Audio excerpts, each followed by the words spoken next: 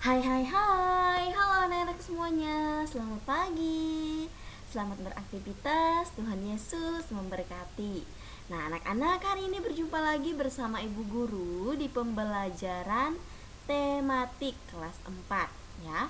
Nah anak-anak, hari ini Ibu Guru akan mengajak kalian untuk belajar kembali di pembelajaran tematik tema 4 subtema 1 pembelajaran yang ketiga ya, yaitu tentang jenis-jenis pekerjaan.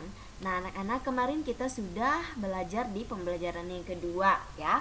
Nah, kemarin kita sudah belajar tentang, siapa yang masih ingat pembelajaran kita kemarin? Nah, kemarin kita sudah belajar tentang menggambar benda, kemudian kita juga belajar tentang simbol dan makna sila pertama Pancasila. Nah, hari ini kita akan belajar materi baru ya. Nah, tetapi seperti biasa sebagai umat yang beriman, yang punya agama, sebelum kita memulai aktivitas kita setiap harinya ya. Nah, sebelum kita belajar, kita wajib berdoa terlebih dahulu.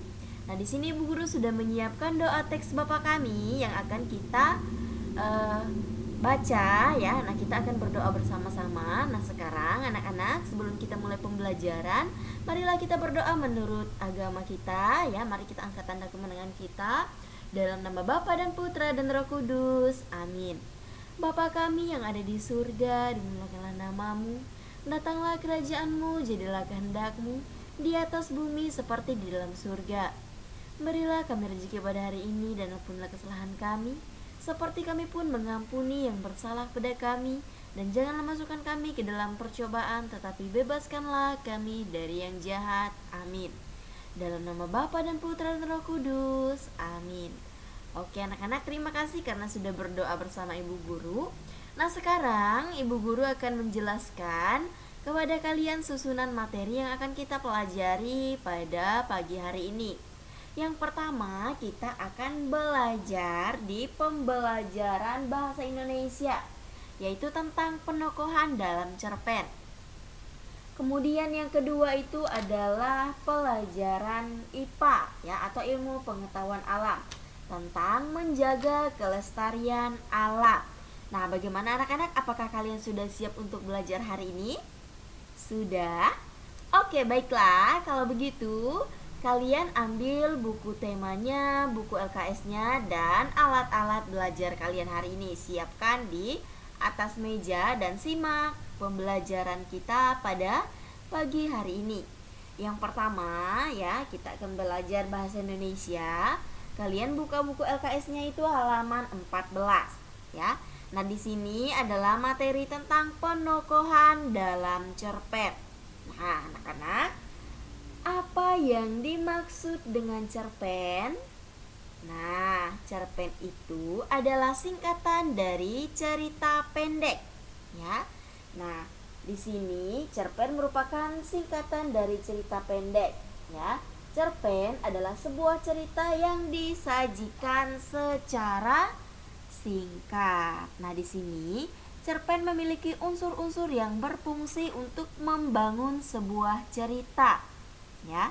Nah, di sini unsur-unsur dalam cerpen dia meliputi tema, kemudian ada alur, setelah itu ada penokohan atau perwatakan, ada amanat, ada latar, dan yang terakhir itu adalah sudut pandang. Ya. Jadi ini adalah unsur-unsur yang termasuk ke dalam cerpen. Jadi ada tema, ada alur, ada penokohan, ada amanat, latar, dan sudut pandang. Nah, selain itu, pada pembelajaran ini juga dibahas unsur penokohan atau perwatakan. Nah, di sini kita akan melihat ya, ada dua macam metode yang digunakan pengarang untuk menampilkan sifat tokoh. Nah, sebelumnya, penokohan atau perwatakan itu adalah pemberian sifat pada pelaku-pelaku yang terlibat dalam sebuah cerita ya. Jadi itu yang dimaksud dengan penokohan atau perwatakan. Nah, di sini metode yang digunakan pengarang cerpen itu ada dua. Yang pertama ada metode analitik dan metode dramatik. Nah, perhatikan di buku LKS kalian halaman 14 ya.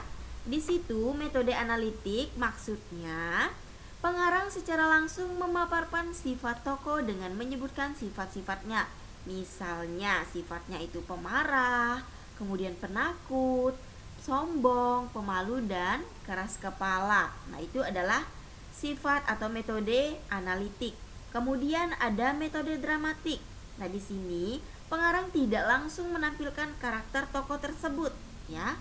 Nah, akan tetapi hal itu dilakukan dengan cara penggambaran dari fisiknya, yaitu berupa misalnya dari cara ia berpakaian, postur tubuhnya, bentuk rambutnya, dan masih banyak lagi. Nah, jadi itu adalah metode analitik dan metode dramatik, ya.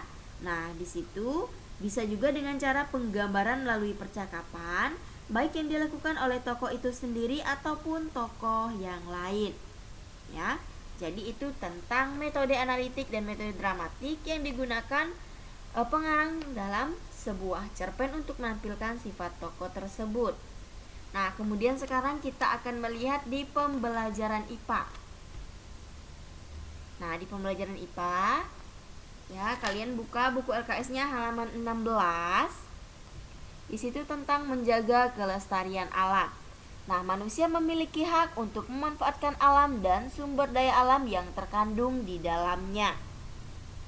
Namun, manusia juga memiliki hak untuk menjaga keseimbangan, ya, keseimbangan alam tersebut. Nah, di sini penggunaan sumber daya alam tidak bijak yang tidak bijaksana dapat mengakibatkan kerusakan lingkungan yang berdampak pada kehidupan manusia. Untuk itu, penggunaan sumber daya alam harus bijak agar lingkungan tetap lestari. Nah, di sini ada beberapa usaha, ya.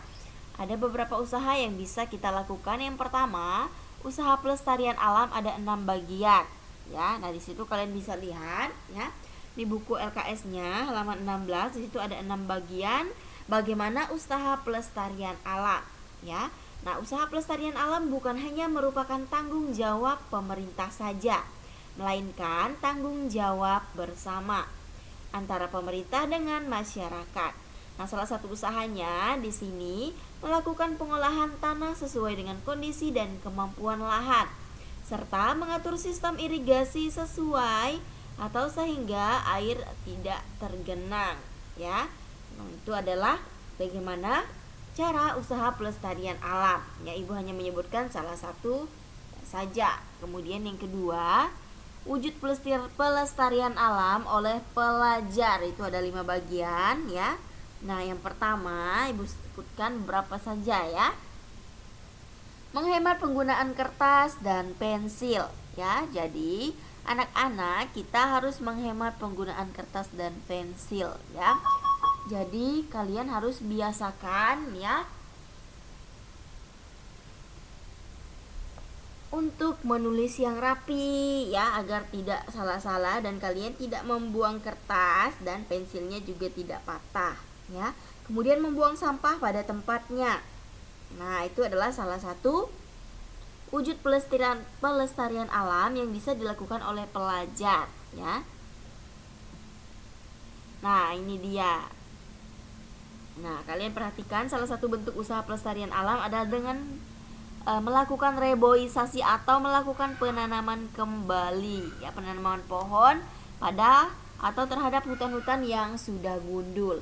Nanti anak-anak, ya, kalian juga bisa melakukan reboisasi bersama dengan orang tua kalian di rumah. Misalnya di halaman rumah kalian bisa menanam misalnya tanaman jeruk, pohon-pohon jeruk misalnya, atau pohon pisang, ya, atau pohon tomat dan lain sebagainya, ya. Kalian bisa menanamnya di halaman rumah kalian atau pekarangan rumah, ya.